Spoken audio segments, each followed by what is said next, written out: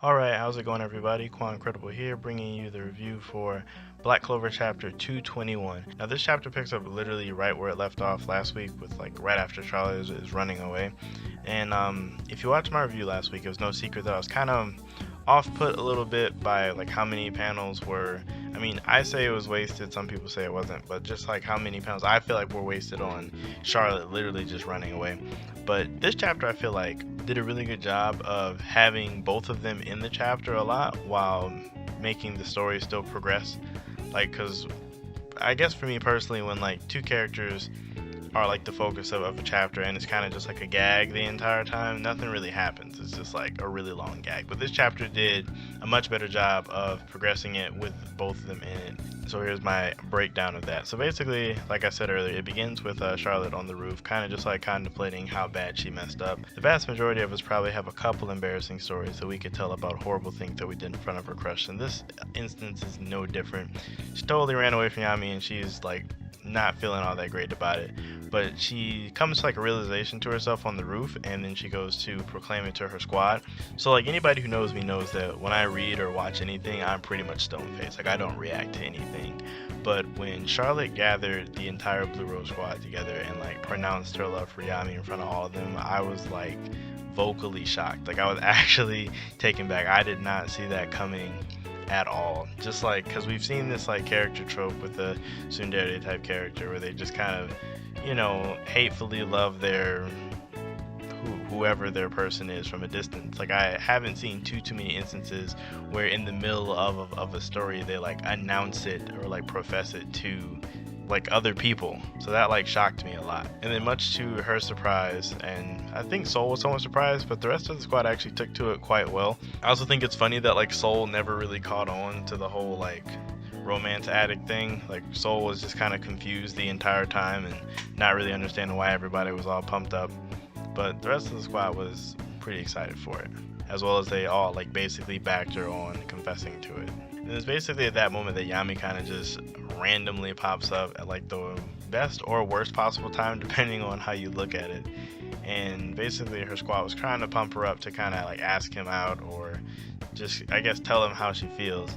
And before she can really get anything out, Yami of course takes the initiative and just says that he feels like she doesn't really like him all like that and things of that nature, which is really funny. I guess it makes sense for Yami's character of course to be dense and how he could come to these conclusions since she isn't actually particularly nice to him whenever they're together.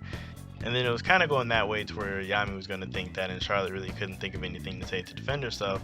But this is when Tabata decides to use Asta as a plot device to bring the two characters closer together, basically saying that like Charlotte reminds him a lot of Noelle in the manner of like the hate that she kind of portrays is more just showing how much she trusts him, not necessarily saying that she hates him.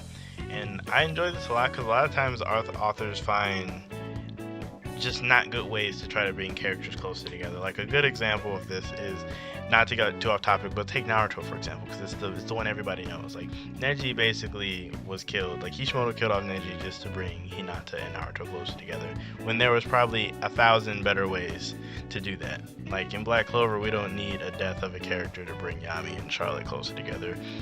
Tabata just basically made Asta state the obvious or when both of them were around, and then bam, it basically worked out. Then after that, Asta basically gives her some good advice, saying like you can be embarrassed and all that, but just act like how you always are. And then Soul proceeds to like basically choke him up for being really familiar with the captain.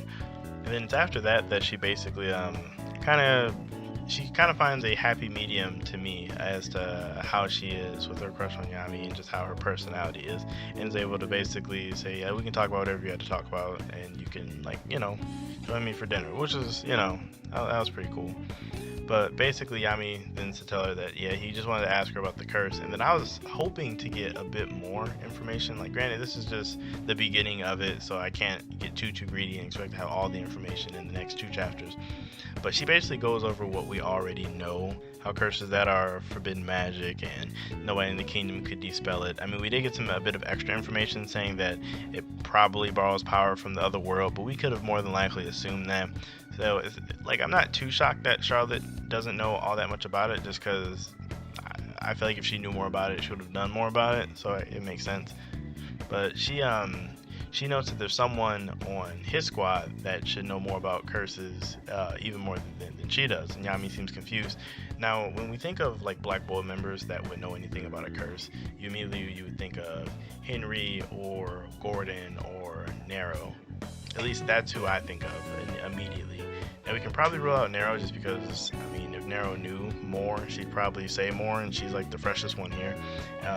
Me personally, I think Charlotte's referring to Gordon, just because like we don't have a lot of information about Gordon in the story as a whole. Like we have like bare minimum information about him. Plus he's already said to have had like curses or hexes and things of that nature. So it would just make the most sense for it to be Gordon. And then maybe Gordon is cursed. Maybe that's the reason why he mumbles and whispers all the time. Like, who knows?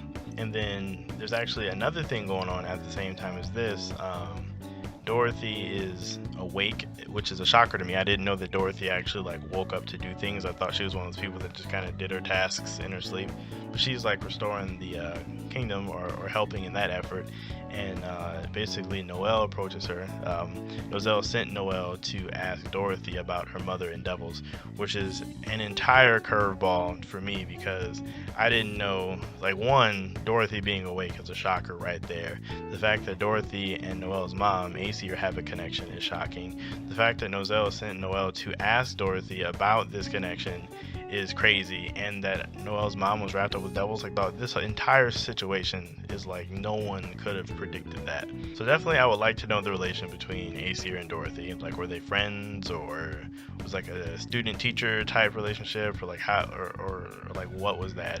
And then the next big thing is, what connection did Noelle's mom have with devils? Because we were told that she passed away while giving birth to Noelle, which for the most part all the characters know to be true. But what if the only reason she passed during birth with Noelle was because of like a fight with like a demon or a devil or something? That would be interesting also. Or is Noelle's power somewhat connected to that? Or like, it's just this one, like this small side story or small subplot that just opened up has so many different directions that it can go.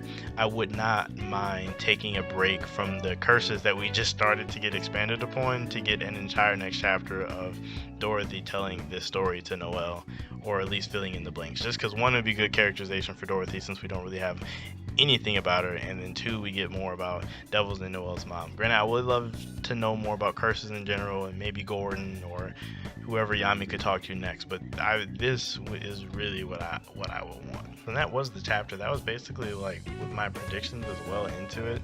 Like I said, I think that the person that Charlotte is referring to is definitely Gordon. And then not gonna lie, a lot of that is just me wanting to know more about Gordon, so I hope it is him too. And then what do you guys think this connection between Dorothy, Noelle's mom, and devils are? Like, what do you guys think is going on there? One thing I can say for sure is that it's already starting to more or less take form, where this arc is going a different direction entirely than we thought it was going to go. So definitely waiting for like that big curveball to just fully set in, so we can finally see like what this arc is really going to be about. Like I said before, let me know you guys' predictions about what you guys think is going to happen down below. Let me know how you guys feel about the chapter. Comments if you guys thought it was good. I liked it. I enjoyed it a lot. I thought it was better than last week's. I mean, it wasn't the greatest chapter ever, but I thought it was much better than last week's. So with that, like and sub if you guys enjoyed. Feel free to share, and I will catch you guys in my next video.